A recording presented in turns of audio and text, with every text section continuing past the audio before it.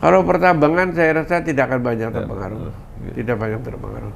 Kalau terpengaruh pun sedikit. Terus terang aja. Tapi secara umum bagus. Emas misalnya sekarang emas sekarang mencapai 3.200, belum pernah emas mencapai puncak harga seperti sekarang ini. Luar biasa emas itu. 3.200 per troy ounce itu. Itu kan luar biasa. Ya kan dari dulu-dulu juga. Ya Allah, 20 tahun yang lalu itu mungkin baru $300, sekarang udah 3.200 naiknya. Jadi ada kenaikan, ada yang turun, ada kenaikan, ada yang turun, seimbang aja itu nanti.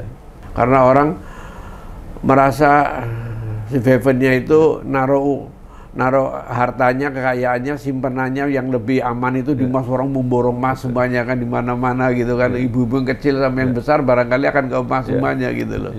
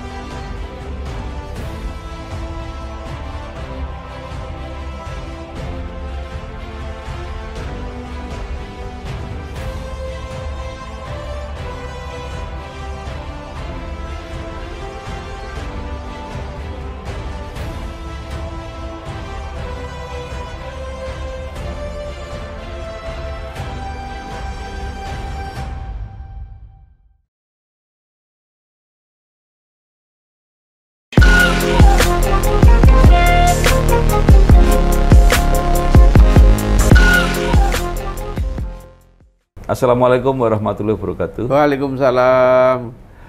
Bersama saya Bambang Sadono di kanal Inspirasi untuk Bangsa. Mudah-mudahan kanal ini selalu bisa memberi inspirasi, motivasi, dan edukasi. Kami sedang mempersiapkan beberapa video wawancara yang selain secara digital juga akan kita muat di majalah Ekonomi Indonesia dan majalah Kampus Indonesia. Saat ini saya sudah bersama dengan salah seorang tokoh yang sangat luar biasa, yaitu Bapak Dr. Fuad Bawazir MA. Beliau adalah komisaris utama MinID, holding perusahaan pertambangan BUMN, tapi sekaligus beliau juga ketua umum pengurus Yayasan Pesantren Islam Al-Azhar. Pesantren Islam Al-Azhar. Luar biasa. Apa kabar Pak Fuad? Alhamdulillah, Alhamdulillah Pak Bambang Sadono sehat aja ya. Nah, Pak Fuad Bawazir ini lahir di Tegal 22 Agustus 1949, menyelesaikan S1 di Fakultas UGM, kemudian S2 di Economic Institute Boulder, Colorado. Di Williams College sebetulnya. Williams College, ya, USA. Kemudian S3 di University of Maryland, Amerika Serikat. Dikenal sebagai akademisi, politisi, negarawan, pengabdi sosial, kira-kira begitu. Pernah menjadi Direktur Jenderal Pajak, ini yang sangat terkenal waktu itu. Kemudian Menteri Keuangan di Kabinet Pembangunan 7. Kemudian pernah menjadi anggota DPR RI, memimpin Partai Hanura juga pernah, bergabung dengan Partai Gerindra, dan menjadi Komisaris Utama MinID, sekaligus Ketua Umum Yayasan Pesantren Islam Al-Azhar, YPI Al-Azhar. Luar biasa. Nah, Pak Fuad mungkin bisa cerita tentang kesibukan sehari-hari dengan tugas-tugas yang sangat penting, Komisaris Utama BUMN yang sangat strategis, masih ngurus sekolah lebih dari 200 se-Indonesia di bawah Al-Azhar, dan masih ada kegiatan yang lain. Silakan Pak. Iya. Ya kalau kegiatan sosial, ngurus sekolah, saya ada ngurus rumah sakit juga di daerah ya. Rumah sakit, sekolah itu hal yang memang sudah saya lakukan sejak istilahnya saya masih mahasiswa Pak. Itu saya ikutin aja sehingga sempatlah berbagai macam kegiatan, karena mulai membantu ibu saya untuk kegiatan-kegiatan amal jariah lah istilahnya. Terus sampai sekarang Jadi sudah 60 tahun hampiran itu saya ngikutin pendidikan, pendidikan sekolah, rumah sakit, segala macam itu, pesantren. Sampai sekarang itu masih tetap itu udah bagian kehidupan saya lah, ngurusin ini. Nah, yang lainnya itu ya memang mulai dari sekolah udah jadi asisten dosen, terus ke keuangan, terus berkiprah anggota DPR, MPR. Sebelumnya MPR dulu, terus anggota DPR, MPR. Dan seterusnya sampai sekarang masih berkiprah. Dari semua momentum jadi pejabat seperti Dirjen Pajak, Menteri Keuangan, kemudian anggota DPR, MPR sampai saat ini, itu apa Pak? Cerita-cerita yang paling menarik atau berkesan? Ya, yang berkesan kalau di pajak misalnya, kita memperkenalkan beberapa macam, saya itu dulu dikenal sebagai Dirjen Pajak yang melahirkan 10 undang-undang gitu kan. Sebagai Dirjen Pajak itu sebagian separohnya itu kira-kira undang-undang yang bersifatnya revisi, yang lainnya itu memang undang-undang yang merupakan baru itu waktu Dirjen Pajak. Antara lain memperkenalkan pajak final segala macam yang sampai sekarang masih berlaku, masih berguna ya. Pajak final itu masih diteruskan sampai sekarang. Kemudian waktu di keuangan itu, saya di keuangan itu merangkap juga sebagai Wasekjen Dewan Pemantapan dan Pemulihan Ekonomi Nasional pada waktu itu, juga sebagai anggota Dewan Moneter, dan sebelumnya sebagai staf ahli di Dewan ini moneter yang mengawasi. Jadi ada Dewan Moneter itu intinya Menteri Keuangan sama Gubernur BI sama Menko, tapi ada staf ahlinya itu 5 orang. Itu ada 2 dari keuangan, 2 dari ini. Dari keuangan itu saya staf ahlinya selama 5 tahun sampai saya jadi anggota Dewan Moneter sendiri. Nah, pada waktu itu memang sedang ada krispon itu yang bikin repot gitu kan. Nah, bisa dilampaui juga akhirnya karena saya bilang udah badai masih berlalu lah, nggak ada badai yang terus-menerus gitu kan. Seperti sekarang juga lagi sibuk orang dengan polisinya Trump. Masalah tarif. Sebetulnya kita itu mengikuti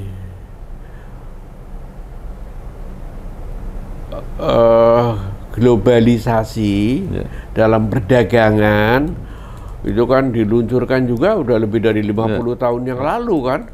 Oleh Amerika Serikat juga dulu yang meluncurkan. Amerika Serikat meluncurkan globalisasi, ada free trade, ya kan, free investment, begitu. WTO-nya dilengkapi, Bank Dunianya jadi juru bicara dan juru kampanye, IMF-nya segala macam itu.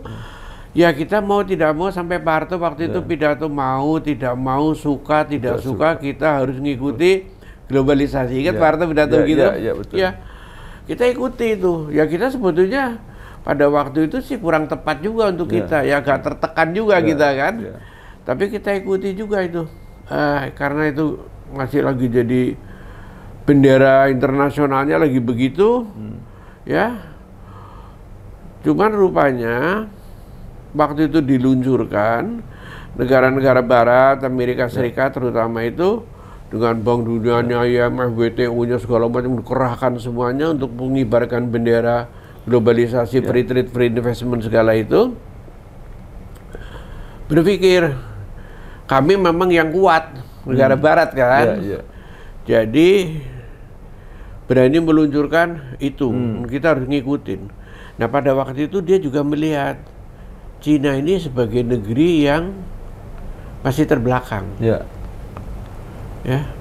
Tapi merupakan pasar yang besar waktu itu. Ini negeri rakyatnya itu masih miskin, belum punya kulkas, belum punya AC, belum punya mobil, masih naik sepeda. Waktu itu kan begitu. Elektronik belum ada itu. Zaman itu masih negeri tirai bambu yang tertutup. Wah, ini dan untuk memproduksi barang-barang dari negeri barat itu juga murah, investmentnya murah di situ. Jadi ditaruh di situ untuk investasi di Cina. Kemudian jadi pikir negeri jadi pasar, segala macam. Ya Cina manut saja waktu itu kan. Wah, negara barat pada rame-rame investasi di Cina. Tetapi perkembangannya itu Cina telah berubah. Bisa menjadi bukannya jadikan pasar, bukannya jadikan konsumen seperti rencana semula dari negeri-negeri barat kan. Dia bisa menjadi produsen dunia yang kelas handal dunia. Dia menjadi produsen dunia, malah bisa membabat pasar-pasar negara barat dengan barang-barang yang murah. Dia belajar teknologinya udah masuk. Dia kan mulainya sebelum sesudah Indonesia dia baru mulai. Tapi dia belajar sungguh-sungguh. Transfer teknologinya semuanya diserap semuanya sehingga dengan kekuatan ekonomi yang pelan-pelan dia bisa ekspor, bisa macam-macam itu. Ada kekuatan baru dari ekonomi dalam negerinya itu. Dia bisa bangkit. Bangkit terus menjadi produsen kelas dunia. Dunia barat menjadi terkejut. Kalang kabut. Loh, ini kok malah yang tadinya mau saya jadiin pasar kok malah menjadikan kita pasar. Yang mau kita inget-inget ini kok malah sekarang udah jadi bisa teknologinya lebih maju dari kita, segala macam. Itulah perkembangannya dari Cina itu luar biasa. Dia walaupun tantangannya itu pertama itu luar biasa yang dihadapi oleh Cina, tapi kemudian dia bisa menjadi negeri yang menakutkan. Dengan kekuatan ekonominya, dia bisa memperluas pengaruh politiknya ke luar negeri.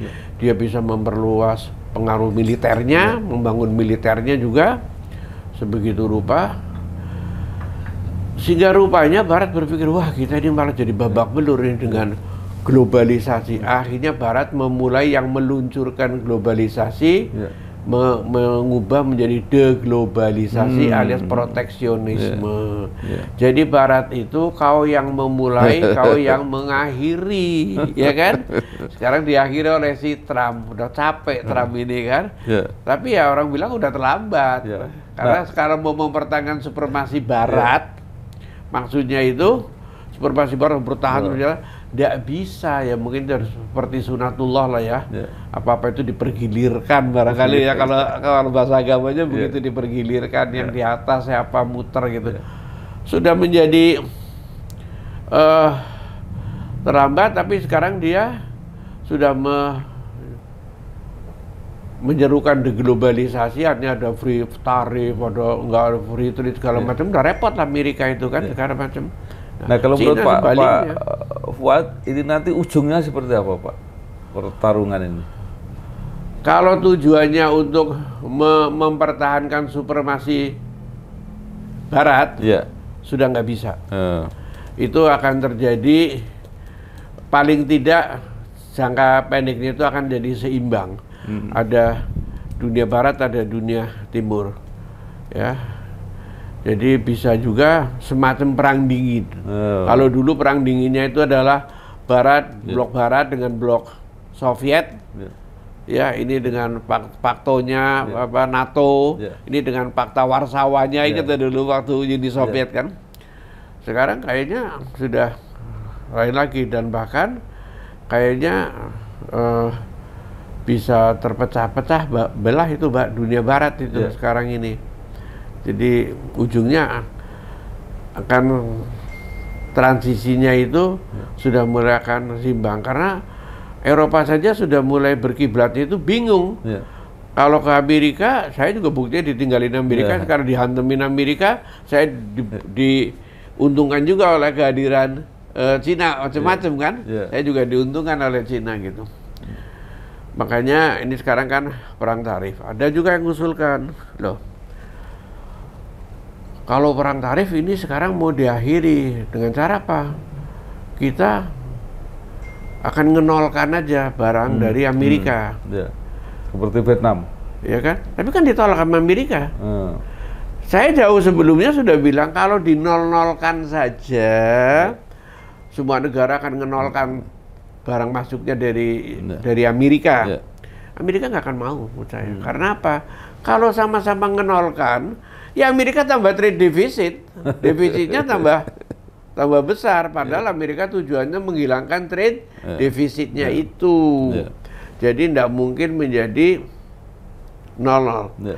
Dia berkepentingan trade defisitnya itu dihilangin.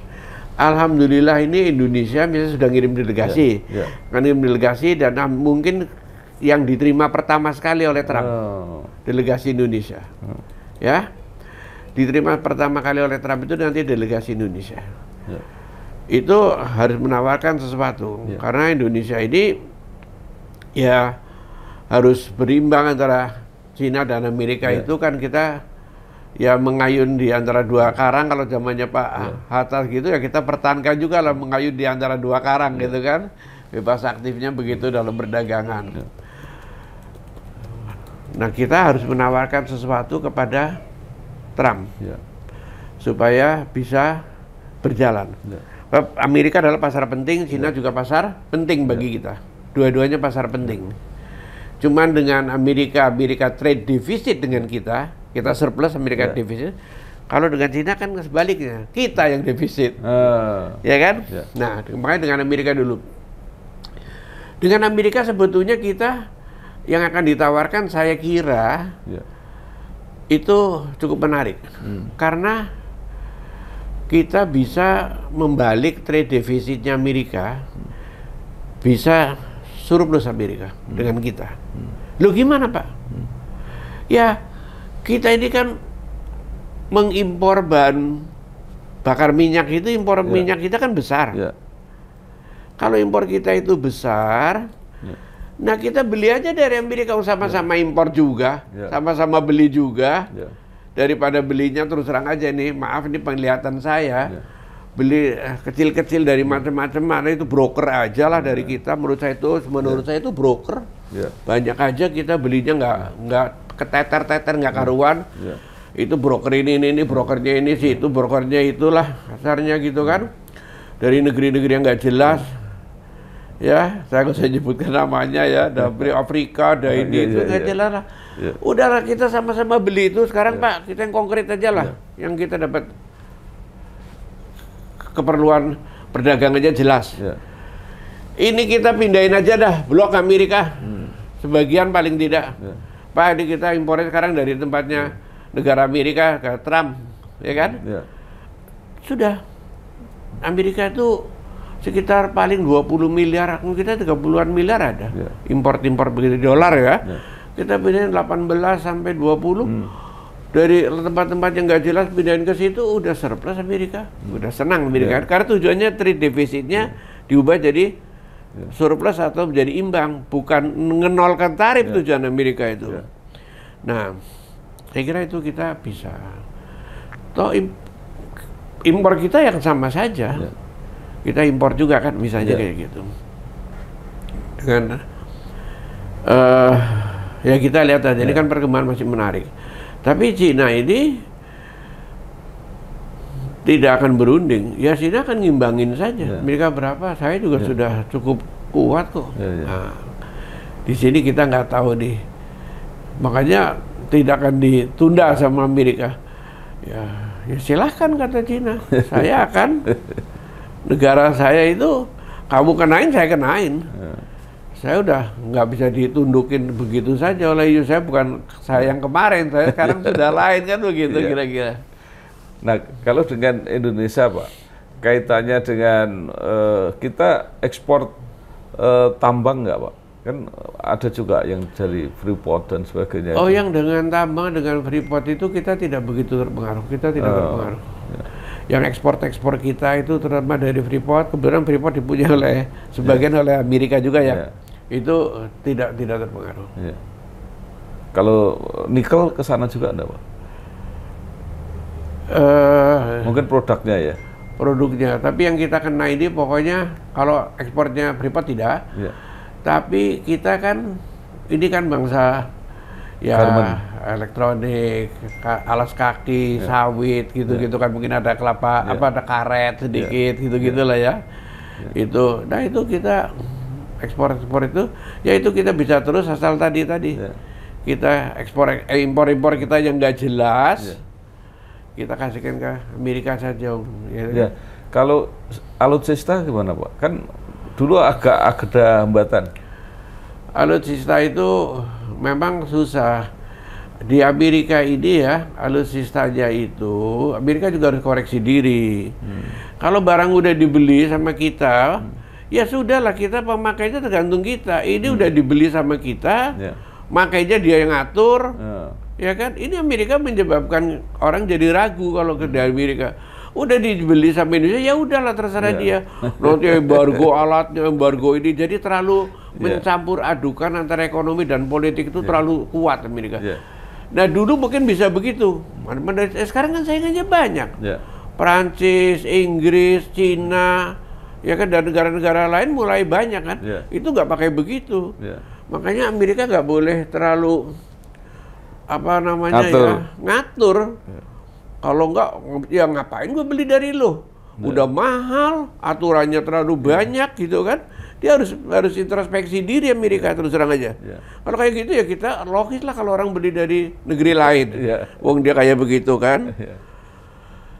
Nah makanya ini kemudian juga Amerika itu harus menyadari bahwa ini dunia udah berubah. Bukan dunia ini masih dikuasai oleh semata-mata Amerika aja. Dulu Amerika itu kalau ngenain embargo, sanksi itu efektif. Efektif betul, negeri yang dikenain sanksi itu kayak Iran itu bisa aja, wah babak belur udah. Sekarang itu udah gak efektif. Kenapa gak efektif? Ya karena satu, saingan di luar udah banyak. Kedua, terutama kan apa yang bikin sanksi-sanksi Amerika itu efektif? Sistem pembayaran, SWIFT ya. Sekarang Cina juga sudah menemukan sistem pembayaran SWIFT lagi, bukan hanya dari negeri-negeri kayak Amerika saja, ya kan?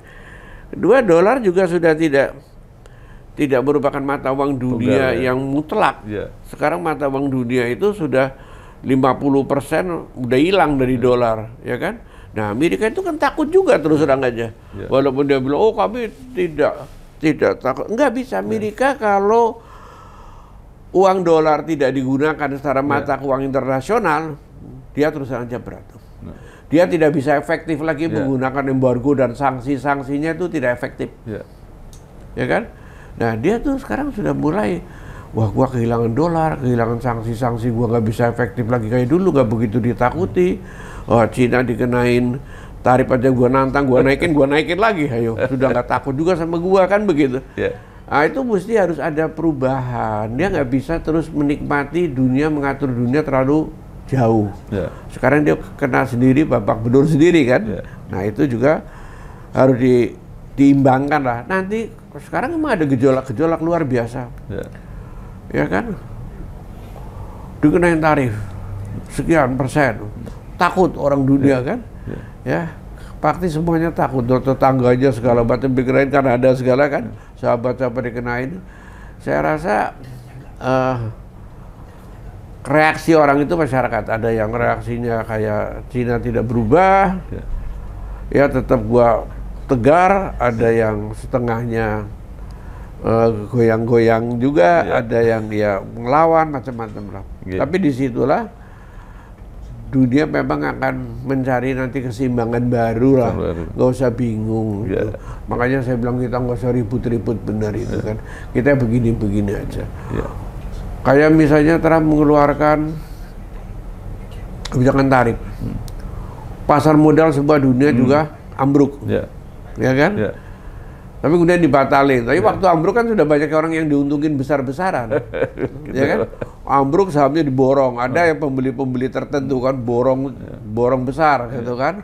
Dapat untung besar. Terus ditunda naik lagi. Udah untung juga itu orang, udah untungnya udah berpuluh-puluh miliar, udah jatuh ke tangan siapa yang punya kita nggak tahu. Katanya yang deket-deket Trump itu dapat keuntungan besar luar biasa gitu kan, dapat keuntungan besar. Ya logis terus terang aja. Itulah memang perdagangan. Tapi naik turunnya itu nanti juga akan pulih kembali. Itu orang itu mesti sadar. Kemudian nanti dunia akan cari keseimbangan baru. Nanti dunia akan stabil lagi, ya kan? Akan terjadi tatanan yang baru. Ya sudah, biarin, nggak usah panik, nggak usah gedebak-gedebuk kesana kemari gitu kan. Telah terbit Majalah Ekonomi Indonesia edisi keempat April 2025. Membahas mengenai pengaruh Bank Emas untuk pertumbuhan ekonomi Indonesia, dampak Koperasi Merah Putih dalam hadirkan kesejahteraan rakyat secara konkret, peran para taipan lama dan baru dalam membangun perekonomian Indonesia, serta kesiapan Indonesia dalam mewujudkan swasembada ekonomi hijau. Untuk berlangganan dan informasi lebih lengkap, dapat menghubungi kontak yang ada pada video. Nah, Pak Fuad sekarang kembali ke Main ID. Jadi huru hara ini tidak akan berpengaruh pada pertambangan Indonesia, Pak? Kalau pertambangan saya rasa tidak akan banyak terpengaruh. Tidak banyak terpengaruh. Kalau terpengaruh pun sedikit. Terus terang aja. Tapi secara umum bagus. Emas misalnya sekarang, emas sekarang mencapai 3.200. Belum pernah emas mencapai puncak harga seperti sekarang ini. Luar biasa emas itu. 3.200 per troy ounce itu. Itu kan luar biasa. Ya kan, dari dulu-dulu juga, ya Allah, 20 tahun yang lalu itu mungkin baru 300 dolar, sekarang udah 3.200 naiknya. Jadi ada kenaikan, ada yang turun, ada kenaikan, ada yang turun, seimbang aja itu nanti. Itu apa? Ada pengaruh karena ada bank emas apa itu? Ya mungkin ada, tapi itu sih masih sedikit. Memang ini pengaruh internasional.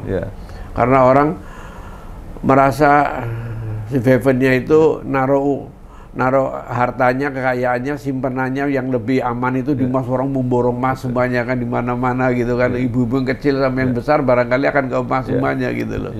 Nah, kalau di rinci itu Pak ya, di grup Main ID ini mana yang paling potensial? Apakah mulai dari Freeport, Inalum, Bukit Asam, kemudian Antam, nikel, itu seperti apa Pak adanya? Kami itu ya memang mempunyai semuanya itu, tapi barangkali yang sekarang paling untungan memang masih Freeport ya, itu yang paling besar. Kedua barangkali Antam, karena itu tadi emas juga luar biasa kan. Antam kan pedagang emas juga itu kan besar, gitulah. Kalau batu bara Pak kan besar juga. Besar sekali juga. Tapi batu bara kan selain Bukit Asam kan juga swasta juga ada banyak. Makanya itu saya terus terang aja ya. Ini sekarang lain lagi topiknya, tapi saya mau bicara tambang. Tambang itu sebetulnya dulu kita ingat ada dekret ya 5 Juli tahun 1959. 57 atau 59 Pak? 59. 59. Terus dengan dekret itu kita kembali ke Undang-Undang Dasar 45 oleh Bung Karno.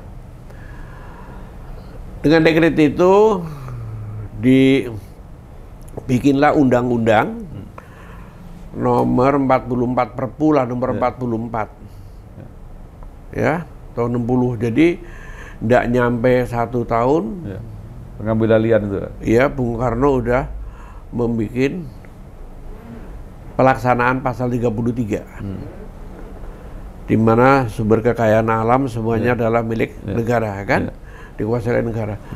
Nah, sebagai konsekuensi daripada dekret itu kembali ke Undang-Undang Dasar 45 pasal 33-nya itu, maka dengan Undang-Undang nomor 44 itu dikuasailah minyak, migas lah kuasai oleh negara semuanya itu.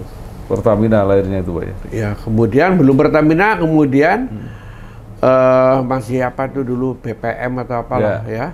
Kemudian Undang-Undang 44 itu disempurnakan lagi oleh Pak Harto dengan Undang-Undang nomor 8 tahun 71 tentang Pertamina. Ya, Pertamina. Nah, jadi itu kelanjutan daripada pasal Undang-Undang nomor 44. menjadi Undang-Undang Nomor 8 tahun 71 tentang Pertamina, itu menguasai juga migas. Terus, jadi itu pelaksanaan pasal 33.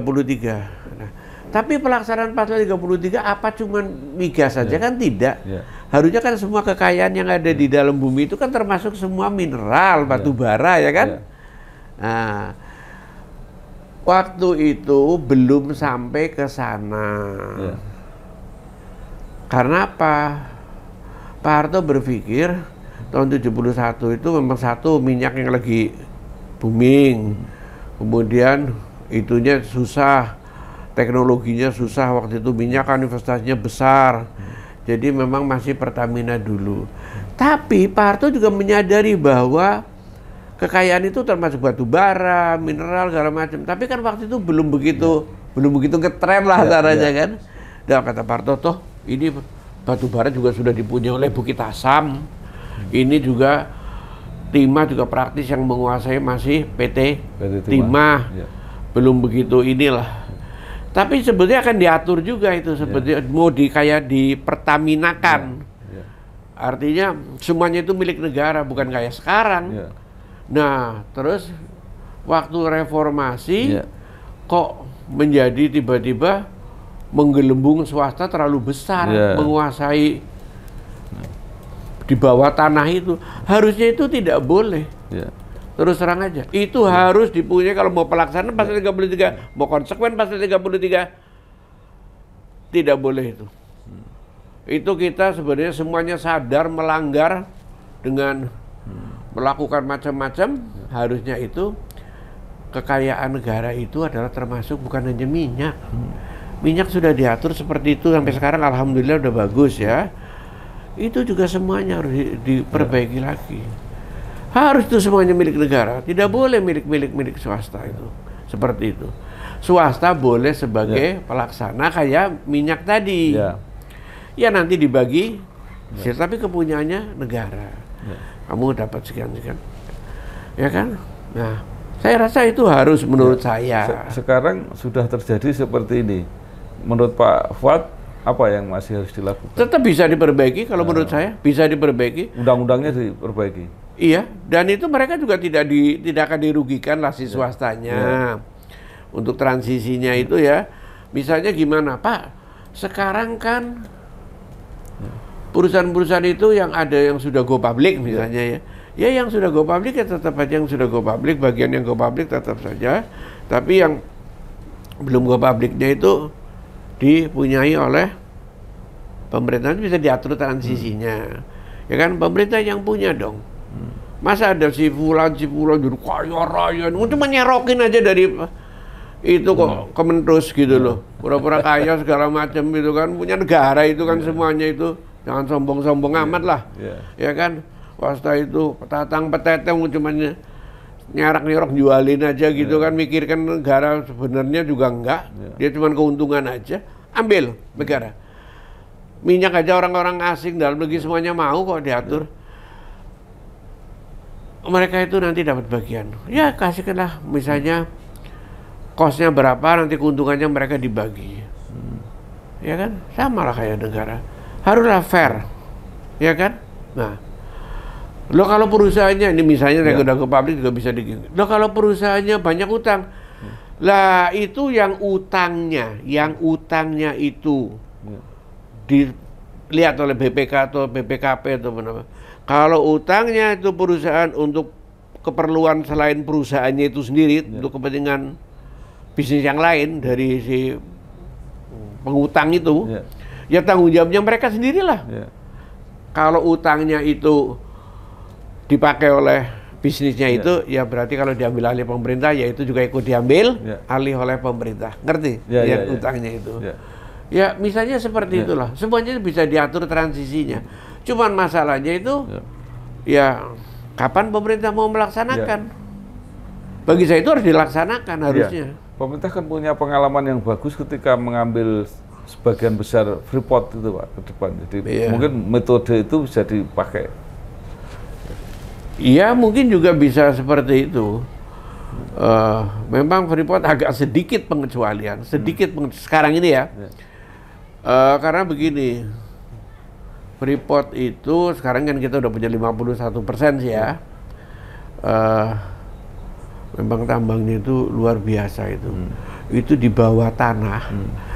Itu jalan-jalan yang besar-besar tuh, jalan besar itu tertuju di bawah tanah. Itu panjangnya seluruhnya itu bisa sampai 700 kilo. 700 kilo. Hampir Jawa. Iya, panjangnya itu untuk ngambilin tambang itu setiap tahun kan memperlebar terus tuh kan. Itu memang high tech sekali. Itu mirip dengan waktu minyak tahun 70-an, 80-an. Itu waktu eksplorasi itu kan modalnya juga sangat besar, teknologinya sangat sulit. Nah, itu memang seperti itu. Ya kan? Luar biasa itu. Besarnya itu. Dan itu udah diambilin dari, makanya disebut tambang bawah tanah terbesar di dunia sekarang ini, Freeport. Dan itu tapi tenaganya semuanya orang Indonesia udah. Cuman teknologinya, operasinya itu memang masih inilah dikuasai oleh Amerika itu ya.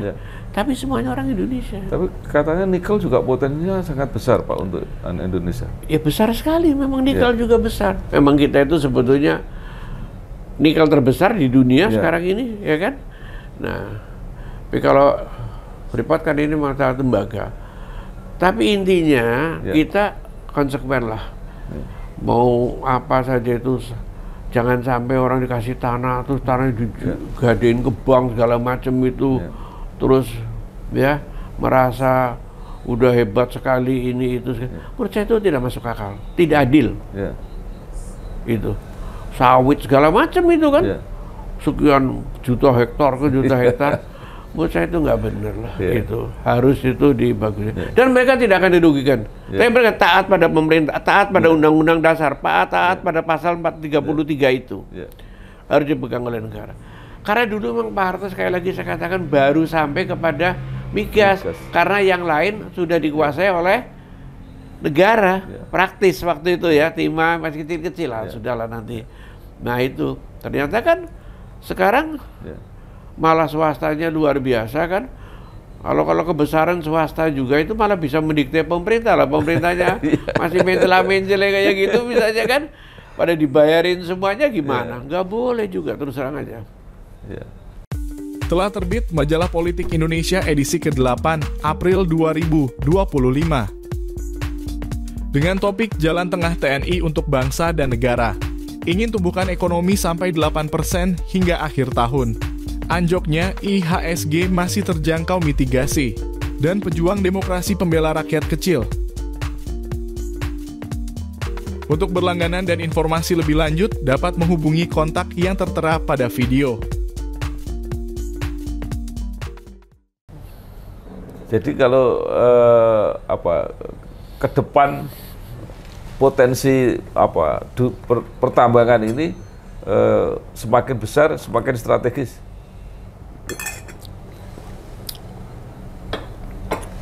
Iya, dengan sendirinya Indonesia ini sekarang potensi untuk tumbuh, potensi untuk berkembang itu ya dari pertambangan.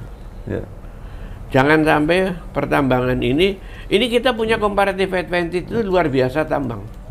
Karena kita punya semuanya. Cuman jangan terus-terusan dari zaman Belanda, zaman penjajahan sampai sekarang cuma nyerokin saja dijual. Jadi hilirisasi itu betul. Betul, tapi tidak boleh berhenti di hilirisasi dengan model smelternya itu. Smelter itu bagian penting, tahapan penting, krusial untuk smelter. Tapi habis itu dikembangin lagi kepada yang lain. Tapi itu memang harus langkah yang pasti dilalui. Sudah alhamdulillah udah smelter. Tapi kan dari dulu beratus tahun kita murah saja jual itu kan. Dan orang-orang itu apakah mikir itu swasta-swasta juga misalnya apa mikir? Dia maunya nyerok dapat untung udahlah, modalnya juga nol. Padahal itu bisa dikembalikan lagi ratusan kali itu nilainya kan. Tapi dia juga sudah begitu aja udah untung, dia nggak punya teknologi. Ya kan? Nah itu karena ini comparative advantage kita tuh tinggi sekali, tambang-tambang itu kita juga punya potensi yang bagus. kita bisa menjadi negeri yang besar melalui ini. Makanya negara maju itu kita nggak mengekspor itu memang marah. Lu kok bangsa wani-wani ini ratusan tahun sudah jualin sama kita, mentah kok tiba-tiba berpikir begitu. Lah ya berpikir begitulah kita. Masa kita mau kere terus? Ya kita mau kaya dong, ya kan? Oh malah dipisu-pisuin sama mereka, mau duit TU segala macam itu nggak bisa. Kita mau bangun sendiri. Nah, sekarang Amerika juga begitu, itu gimana Pak? Kan Trump.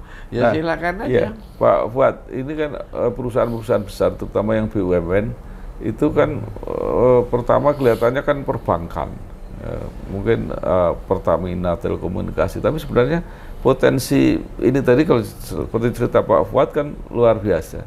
Nah semua sekarang bergabung di Danantara. Kalau menurut Bapak kira-kira seperti apa di bawah Danantara ini nanti perkembangan perusahaan-perusahaan strategis ini?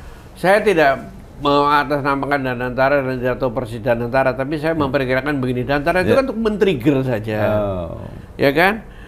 Men-trigger saja dan tidak usahlah Danantara itu akan menguasai seluruhnya. Dalam arti Danantara itu ini loh, ini diproyekkan, ini ya, ini membangun ini yang sesuai dengan grand strategi kita yang baru. Nah, nanti Danantara modalin, tidak usah mayoritas nggak apa-apa. Kalau orang lain yang mau ini mayoritas boleh saja di situ.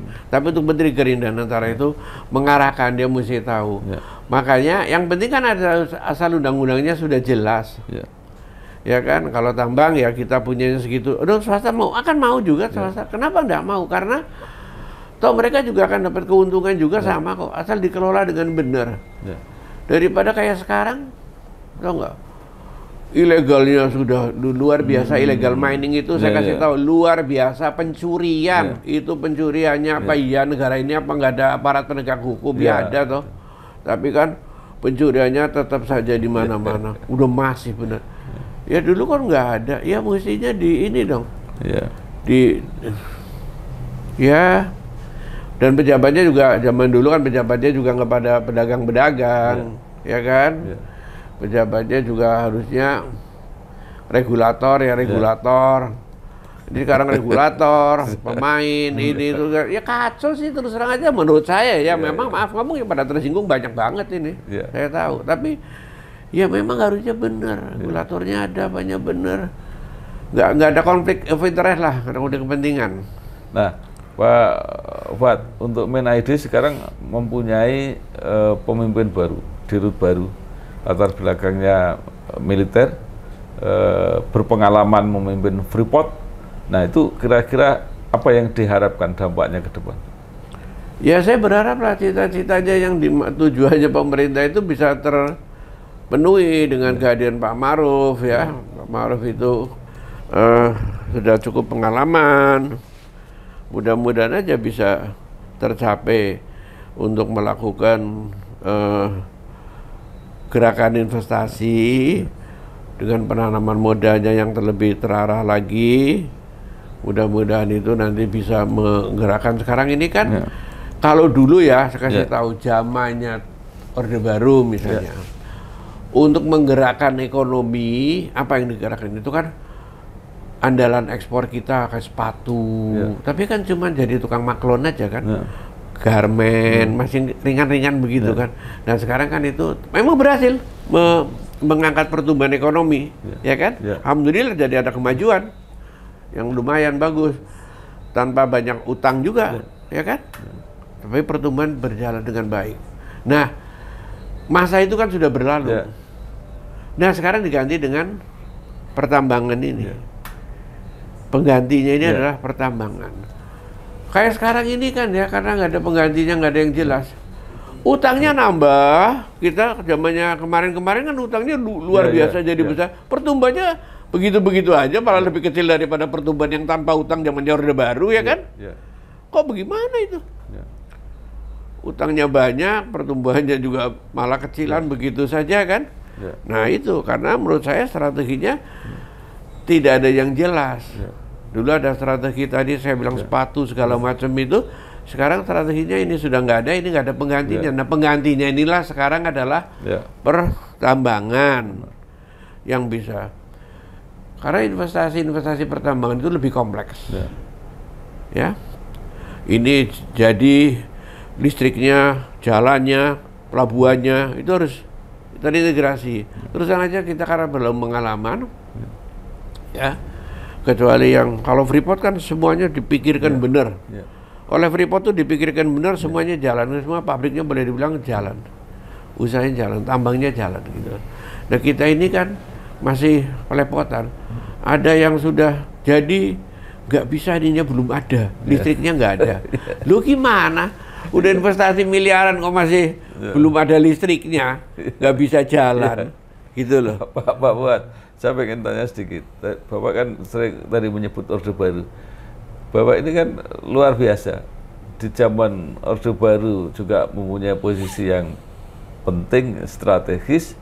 Kemudian berubah, reformasi. Bapak juga aktif di MPR, di DPR dan sebagainya. Bahkan sampai sekarang masih dipercaya di posisi ini, mengarahkan pertambangan yang begitu strategis.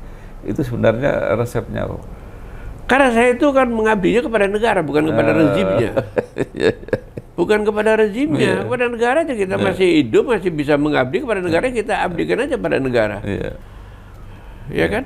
Ya sudah, kita coba aja pada negara. Kita juga menyuarakan yang sebenarnya. Ya kan?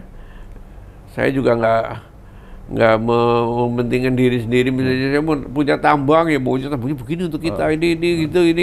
Kan nggak juga. Ya sudah, kita mengabdi pada negara aja, bukan pada rezimnya, bukan pada apa.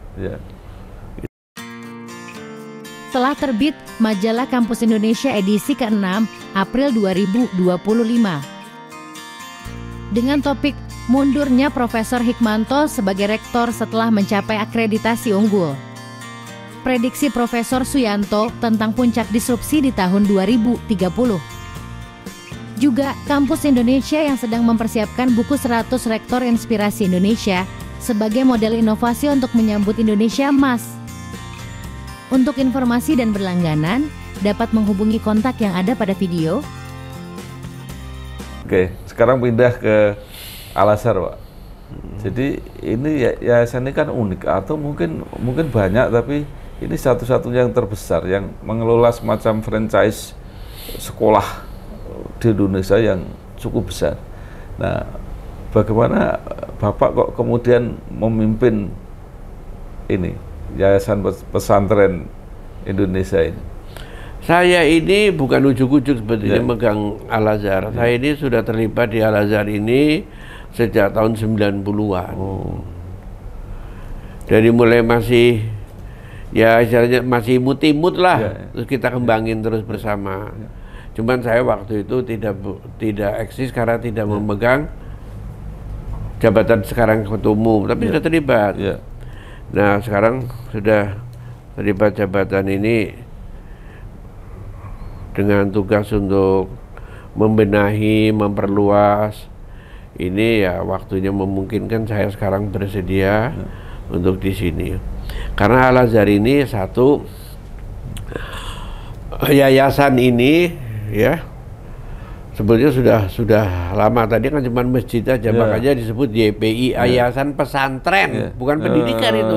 Yayasan Pesantren Islam Al-Azhar, masjid.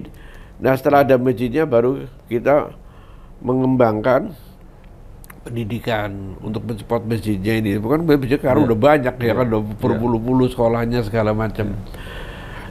Nah kita mengelola sendiri sebagai yayasan itu, jadi own operating itu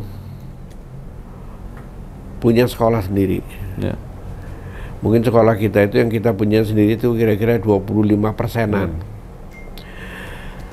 Tapi kita kemudian membuka franchise. Orang-orang pada mendirikan yayasan sekolah. Nah kita membantu mengelolakan dengan ini. Jadi sekaligus berkembang untuk dakwahnya, sosialnya gitu, kita gitu. Jadi kalau Pak Bambang ini perlu misalnya punya sekolah, punya aset, ya. Karena ada orang yang begini, gue punya aset nih, tapi mau jadikan hotel, wah, nanti nggak sanggup lah kalau hotel misalnya kan, hotel sekaligus ada karyawannya segala macam, repot lah dia. Mau ini dagang ini nggak ngerti, ya mau dagangnya dagang apa, ya yang nggak usah rumit sekolah. Jadi sambil orang tua nanti anaknya, ponakannya bisa jemput gawe di yayasannya ataupun ya boleh saja. Nah itu banyak orang yang begitu, Pak, ini saya punya tanah strategis, saya mau bangun, tapi saya nggak ngerti. Itulah sebabnya franchise, makanya itu namanya yayasan mitra. Jadi selain sendiri, sekolah sendiri, ada kerjasama dengan yayasan mitra. Dan mitra itu bangun sekolah. Ya kita ini taruh TU-nya, administrasinya, gurunya, apa segala kita bimbing sekolahnya pelan-pelan sampai maju. Nah itu kan bisa nyicil mulai dari TK dulu, terus SD, jadi investasinya juga tumbuh kembang investasinya dari mereka itu. Asal memang kita sasarannya adalah sekolah pada tingkatan yang kelompok menengah ke atas lah, ya kan? Karena itu lokasinya juga harus bagus, apanya bagus. Itu kita kembangkan di situ. Jadi dengan kedua sendiri maupun mitra kerja semuanya supaya maju. Dan itu terus sebentar itu berkembang terus. Nah itu yang untuk milik yayasan sendiri itu hanya khusus di Jakarta atau juga? Oh enggak, di luar. Karena itu kami punya cabang di mana-mana. Yang kami punya sendiri ya, jadi kami nggak usah ngelola kecuali ngawasi pendidikan. Yang mitra-mitra itu kan ngawasi pendidikan, kurikulum segala macam lah. Yang punya kita sendiri ada di Mampusnya di Malang, di Kediri, di Surabaya, maksud saya Malang, Surabaya, ya, di Bandung, Bengkulu, ya, Pekanbaru, Pangkal Pinang, gitu-gitulah, macam-macam yang kita punya di mana. Nah itu kita namanya kita cabang-cabangnya kita. Nah, di banyak tempat ada yang dikelola sendiri, ada yang mitra. Gimana cara menjaga kualitasnya, Pak? Karena orang kan melihat merek Al-Azhar. Iya, mereknya kita sebisa mungkin kita samakan, ya, kurikulumnya, apanya semuanya kita samakan gitu. Memang yang baru bertumbuh biasanya masih agak penyesuaian dikit, tapi nanti kita samakan lagi, pada akhirnya samakan. Makanya karena sekolah kita itu banyak dan sekolah kita itu banyak dituju oleh para pejabat atau orang yang mutasinya banyak. Misalnya apa? Ya pegawai keuangan juga banyak, polisi juga banyak pindah, tentara banyak pindah kan gitu. Nah kalau pindah-pindah itu anaknya kan pusing itu. Kalau dia mau bawa keluarga kan. Nah kalau masih ada sekolah Al-Azhar yang di tempat pindah yang baru ada Al-Azhar, dia silakan masuk ke Al-Azhar. Itulah. Standarnya sama. Standarnya kurang lebih sama. Jadi itulah untuk, makanya kita perlu memperluas terus. Supaya kalau ada mengakomodasi pejabat itu kayak polisi, orang pajak, orang bea cukai, orang imigrasi itu banyak pindah-pindah itu. Nah Pak Fuad, itu kalau awal atau berkembang kan dibimbing oleh Al-Azhar Pusat, artinya kurikulum dan sebagainya. Tapi kalau ada yang di cabang atau mitra tadi yang berkembang lebih bagus, apakah itu juga diadopsi untuk dikembangkan di tempat-tempat lain? Iya, kalau kan kita setiap tahun ada rapat koordinasi. Kita setahun paling tidak ada satu. Dan kalau peristiwa event-event lain yang sifatnya seluruh Al-Azhar, kita sering adakan pertandingan ini, perlombaan ini gitu loh. Ada matematik, olimpiade, apa segala macam itu. Tapi yang rapat kerja sendiri memang ada. Nah di situ kita bisa saling tukar pikiran. Ada kemajuan apa-apa di sana, karena kita minta kepada sekolah-sekolah baik mitra maupun sendiri, coba pada setiap ada rapat ada temuan baru dari mereka. Pak, kita perlu ngembangin ini, kita ngembangin ini, nanti kita adopt gitu. Jadi kita coba untuk meseragamkan, di samping ada temuan-temuan baru yang dari tempat-tempat lain kita hidupkan itu. Di beberapa kota ada yang menyampaikan bahwa peluang pasarnya ini masih sangat besar untuk perguruan Al-Azhar ini. Nah, menurut yang di pusat ini Pak Fuad, apa bayangan programnya ke depan itu? Ya kan sekolah itu kita pertama ya kita sebenarnya swasta itu juga menghadapi tantangan ini. Terus terang aja dari pemerintah menghadapi tantangan. Kita pemerintah membantu mendukung kita juga membantu mendukung pemerintah. Ingat sekolah-sekolah swasta itu di Indonesia ya itu termasuk perguruan tinggi lebih banyak, lebih besar daripada pemerintah. Jumlahnya Mereka kan tanggung jawab pemerintah sebetulnya pendidikan. Ya, tapi swasta lebih banyak. Karena itu pemerintah itu harus berpikirnya benar. Pertama, jangan nganggap swasta itu saingan. Lah kalau swasta itu misalnya tutup semuanya se-Indonesia, kan tanggung jawab pemerintah. Pemerintah lebih banyak lagi keluar. Nah ini kan pemerintah keluar duitnya tinggal sedikit. Tinggal sedikit pemerintah keluar duitnya itu karena kita sudah banyak loh pemerintah. Karena dia hanya ngurusin yang dia sendiri. Makanya dulu, zaman dulu itu banyak sekolah-sekolah swasta yang dapat guru-guru dari guru bantuan dari pemerintah. Ingat gak dulu? Sekolah swasta ini udah guru pemerintahnya, guru pemerintah. Karena bagi pemerintah lebih bagus saya ngasih guru daripada saya dirikan, saya ngelola. Itu kasih guru-guru. Nah sekarang ini orang pemerintah ini sekarang kurang ngerti tujuannya pendirian negara itu gimana. Guru-guru swasta, guru-guru negeri tarik semuanya, katanya. Gitu, tarik semuanya gitu. Lah nggak ngerti kalau ini swastanya misalnya gimana. Kan ada swasta yang masih perlu, ya kan? Ya kalau kami udah alhamdulillah nggak perlu, swasta yang masih perlu nggak ditaruhin guru negeri, gitu kan? Repot dong pemerintah itu. Jangan nganggap itu saingan. Misalnya yang swasta harus bayar PBB. Pajak bumi bangunannya banyak tanah-tanah swasta yang untuk sekolah padahal jelas-jelas dipakai sekolah. Yang negeri kan nggak bayar gitu loh kan. Loh ini nggak boleh, harus di treatment yang sama. Pemerintah kok jangan treatment yang berbeda. Kita kayak dimusuhi, digebukin gitu nggak boleh. Kedua pemerintah itu, ini kan kayak mendolimi karena ada diskriminasi kan, harusnya sama. Pemerintah juga jangan terlalu genit. Setiap menteri pengen ninggalin legacy diri sendiri. Aturan baru. Ada yang ini, ada yang ini, ada yang ini. Ada yang lama dibangkitkan lagi. Iya. Menterinya geser. Ini baru lagi gitu kan. Nah swasta itu biasanya korban itu.